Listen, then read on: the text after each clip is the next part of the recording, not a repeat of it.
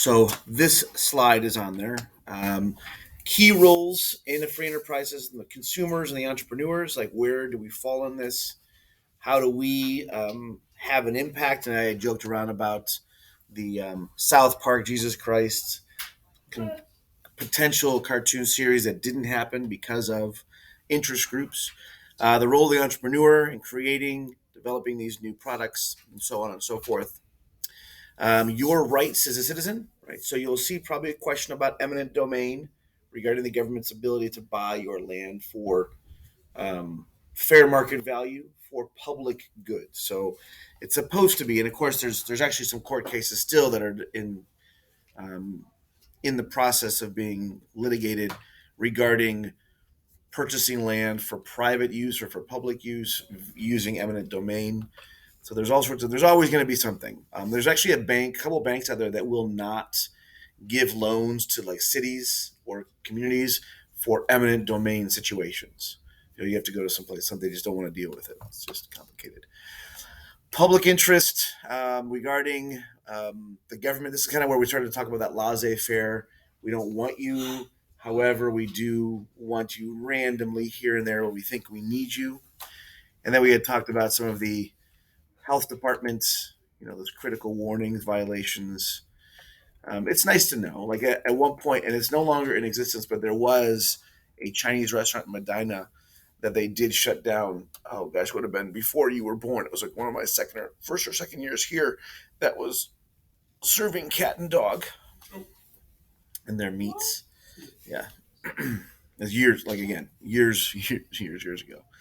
Um, and part of the reason that they caught them was because um, there was complaints in the city, in the area around the Chinese restaurant, like people's dogs and cats were going missing. Yeah. All right. Then we talked about some of the agencies that were created. Um, Again, if we look historically at things that had happened, this is why they were created. And again, the government's kind of like, we don't want to get involved, but now I think we need to. Right? So talked about those. Negative effects of regulations. Again, more rules makes it more difficult. You tend to see people bowing out or getting out of the industry sometimes if it gets too intrusive. Um, Macro versus micro. Macro, just the big picture stuff that we're talking about in here: supply, demand. Right. Micro would be anything we're talking about regarding budgeting or small city issues. Nothing on the large scale. More on the specific ideas. GDP, gross domestic product. Again, more production is good. That means we're producing more. That's a good thing. That would be your green uptick here. The downward orange portion, that's actually kind of what we're in right now, where we're trying to figure out what to do. People are starting to lose, like you're starting to see a lower production. You might start to see unemployment start to go up because we don't need you as much. Literally this morning, the Federal Reserve Board, the major national bank, increased interest rates by only 0.25%. But if I increase your interest rates, it costs more to buy things, so it slows the economy even more. So again, there's that GDP. Unemployment, we talked about that 4 to 6% is about normal. Growing economies, stable economies, we want the stability. We don't want that ups and downs. We don't want the swings. Security, we want that safety net we had talked about in the economic goals. How do we get involved as well economically as a citizen? Voting for certain political people or certain laws that are being put on the books. We talked about technology, copyrights, patents. We had mentioned Queen versus Vanilla Ice. We had talked about the fact that we're trying to protect your specific rights, your specific creations. And then we get into this. Do we get through this? We started talking about this, I believe. Yeah. Okay. Public goods, anything, again, that's for the public that we all have access to. The argument that we have up here, that first line up there, a shared good or service for which some say it would be inefficient or impractical if we were to make only the people using it pay for it. Right. So schools is probably the best example. And we had talked about this. If your families were the only ones responsible for paying taxes because you guys were in school, your taxes would be super, super high. because everyone else wouldn't have to pay for it. So the way that we bring it down is we just cut it across the board equally based off of property values in our state. Then the free rider problem, basically people that mooch off society, all those free things. I had mentioned to you guys yesterday the Chromebooks from Brunswick, where people were literally dropping them and breaking them on purpose because I didn't buy it. I just want a new version. I want the upgraded version. So every once in a while, you'll see that in life too. You'll see like the welfare system. That's a free rider problem from time to time. Again, the intention is good, but some people jump on board and they realize, oh, wait, I can get this much and not work, or I can get unemployment for so long as I, okay. So you see people not moving forward because, well, the government's taking care of me. I ever tell you guys about the pencil situation I had with one of my students in class, where she just assumed, yeah, you've given it to me every single day. Why aren't you giving me more? Free rider problem. All right, a couple other examples we had talked about, just public things that we all have access to. Market failures, things I can't put a price tag on. It was an error. It was a mess up. Um, I don't have this is a couple years back. My mom had this tree that she had grown for years, and she just loved this tree. When you pull into the driveway, it's like right there. It's gorgeous. And the neighbor, my mom's neighbor on that side of the house, was having things trimmed, and he said, "Yeah, cut down these bushes over here." And my mom came home, and they had cut down her tree, even though it was on our property. I'm not sure what happened, and they were trying to like, well, we can pay you, we can put a new tree, and she's like, "That's fine, but I love that tree, and you just like well, market. I can't put a price tag on it." All right, I believe this is the new stuff, right? Yes. All right. So there are things that we have in economics, or we discussed in a free enterprise called externalities, things that affect us that we don't pay for. Now, the positive ones are the nice ones. We like these. These are like the location situations. This is actually a great example of a location. Has anybody ever been to that Winking Lizard in Cleveland? Okay. Over here to the left, right there, is what's the new name? Is it the Rocket Mortgage Field Fieldhouse? Right. So that was originally it was the Q, and then it was Guns, and then it was the Q, and then it was yeah. So, but that's right there, and then a little over here is Progressive Field. If you go over this way down into the you got the First Energy. Is that right? First Stadium, and then over here, like one street over, you have House of Blues. You've got a whole bunch of nice little bars right there. There's Pickwick and Frolics and a whole bunch of nice places people go to, like comedy places. But again, location. Think there was a couple times. There was actually one time I remember the Browns were playing, the Indians were playing, and not soon to be Guardians, and the Cavs were all playing. Something it was like the trifecta. Something was going on where all three event places were full. Imagine being this restaurant that night, right? How much money will you make just because you are in the right location, right? So positive externalities. I didn't pay for it, but I'm going to get all these benefits. Has anybody ever been over a friend's house when they had gotten dinner or pizza and you just happened to be there? They're like, yeah, just join us. Positive externality, right? Christmas Day. Think about how this works. I did nothing but live, and a year later I get more presents. I don't know how this works, but I'm getting gifts. Same thing for your yeah, yeah. You just get more. Um, if you guys have ever going on a date is a positive externality, especially if you're not the one paying. Right? If you go and someone pays for you, I didn't do anything, and I get all the benefits. Now, sadly, the other side of that is the negative externalities. I didn't pay for it, and yet I've got to deal with this, and this. Right? Um, I don't really have a picture, but if you think about certain situations, the loud music one, I connect that to like apartments. Has anybody ever lived in an apartment or been in an apartment where people around you are making lots and lots of noises, and you just have to like I didn't. I had there was I used to live in Cross Creek Apartments. and I was in the second floor. It was like the best of both. Well, it wasn't the best of both. It was the worst of both worlds. It was right in the middle, and we'll talk about that actually when we do our budgeting stuff. But the woman above me, I don't know what she did. It was during the week. She had to have been getting up for work, but it was almost like she would like drop a bowling ball. It was always in the bedroom. It wasn't in the family room. It was in the bedroom. So I had to, but literally, I would be 4:30, maybe 4:45 in the morning. Boom! Like this really loud noise. I can only imagine she was like dropping her feet onto the ground every morning. I'd be like, oh, I should want to sleep some more. But then it would wake me up, right? Um, what's that? Yeah. And then you didn't pay for it, or you didn't have anything to do with it, and yet you had to suffer through it. The other one that's sometimes interesting is if there's arguments that are loud enough that you can hear what's going on.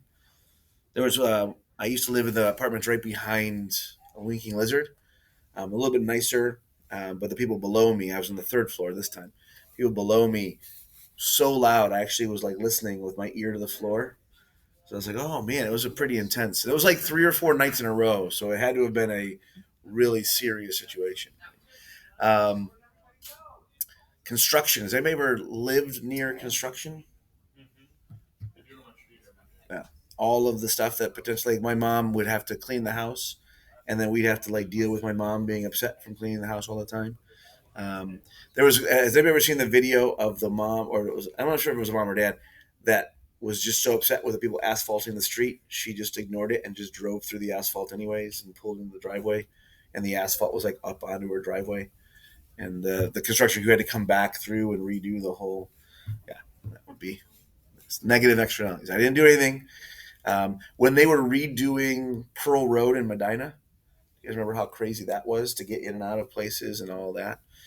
The other one was the freeway in Cleveland, the bridge when they were redoing that whole bridge system. There was, I think they said 5 or 6 businesses off of those exits went out of business because they couldn't, because that was their livelihood.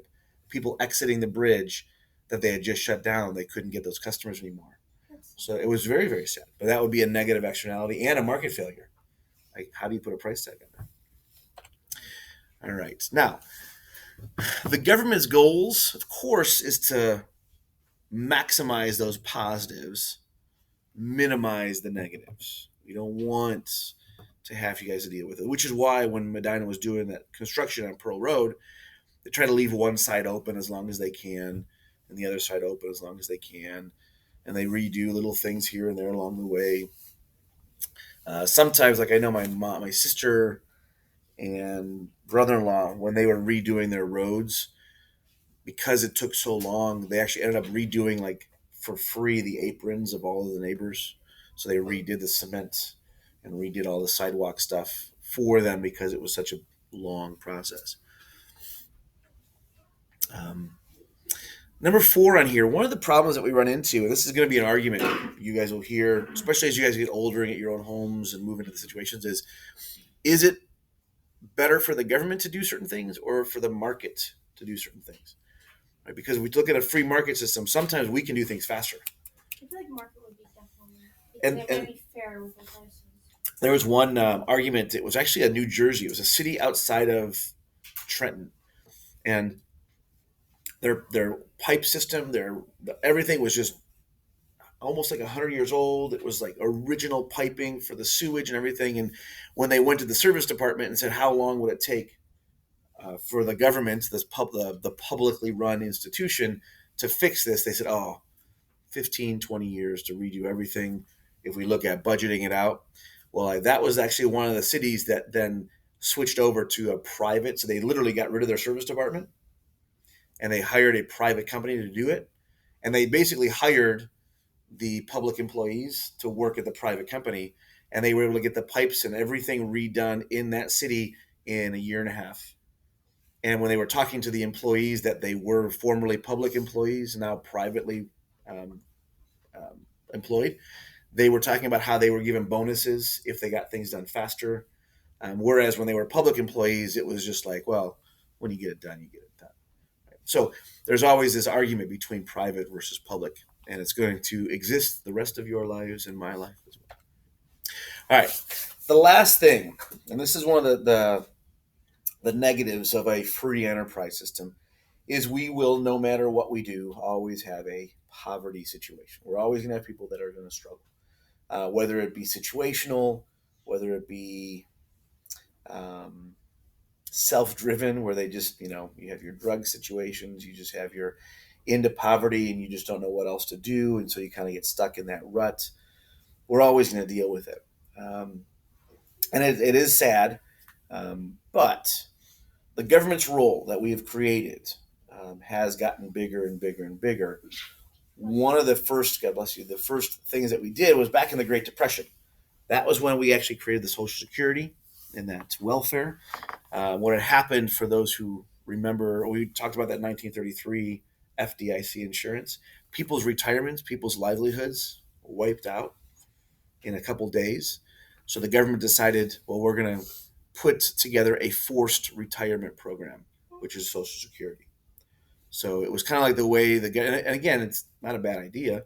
It's morphed into something new nowadays, but the ability to hold on to your money for you, and then when you are done and you retire, then we'll start to give it back to you in smaller That just increments. sounds so It's the idea is a good idea. The problem now is there are so many. Well, to give you guys an idea of 1933 lifespan, anybody want to give a guess as to how long you would live or expected? A yeah. little bit longer than that. It's like 70. 65 ish. 70 would be like pushing it at that time in our history with our medical. So 65 to 70. So if you retired at 62, how long would the government have to pay for your retirement? Like, 3 to about 6 or 7 years, right? That was doable based off of how much money they were taking out of paychecks. Does anybody know what the life expectancy is now? 80. 80 to 85, sometimes 90, right? So now that's 20 years to 25 years of retirement and expenditures that they're now still spent. So again, there's more money to be spent. So it's kind of developed into its own thing. The welfare plan, again, helping out the safety net that we created. In kind benefits, food stamps, subsidized housing. We have all those, by the way, in areas like Brunswick has one. I know it's next to Christie's. Christie's came in second, by the way. The apartment complex was there first.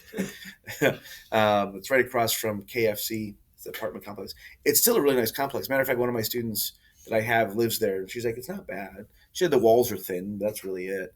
But I actually remember going when I first got the job here, finding an apartment, and I came across this place. And I walked in, and I applied, and I'm trying to think of how, or I fill it in. There was like this chart down there that I was like, well, that doesn't make sense, but I'll just fill it in anyways. And I gave it to the girl, and I was walking away. And before I even got the door, she's like, "Oh, sir, sorry, you don't qualify to live here." Before, like I thought maybe she had to run a credit check or something like that. No, she's like, "You make too much money." And I was like, "Wait, I'm sorry, what?" So there was a breakdown of how much assistance the government will provide at this specific complex, right?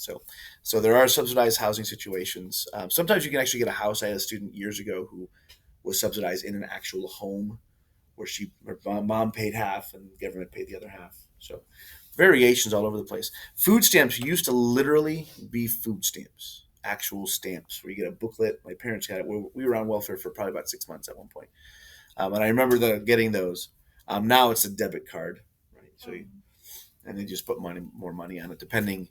I think it's once or twice a month you get the update. Does anybody work with like grocery stores where you actually deal with this by any chance? I hate it because customers come in and they'll get all their stuff, and I work at like a meat market. We got to wrap all their stuff up. Yeah. We'll get to the register, and they'll be like, "You guys take the food stamp card?" We can't. Yeah. Because it's only the slide, but our system doesn't work with it. Oh, okay. Yeah.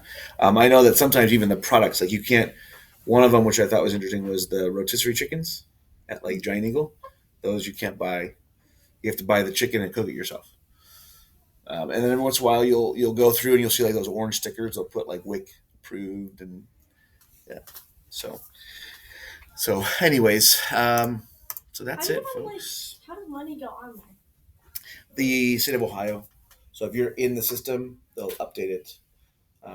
As long as it depends on the whole situation. So if you're collecting unemployment and you register with the state, they'll automatically do it, but you have to follow up with, like, I'm looking for work, or there's documentation you have to provide. It's kind of like on a very, very small scale, the lunches here at school, if it's government assisted, same thing. As long as you provide the documentation to the school, same thing with your fees and stuff like that. The state will help, and yeah, if you qualify. Okay, so came across this yesterday. This has nothing to do with what we talked. Well, probably does in a way, but this has anybody ever watched the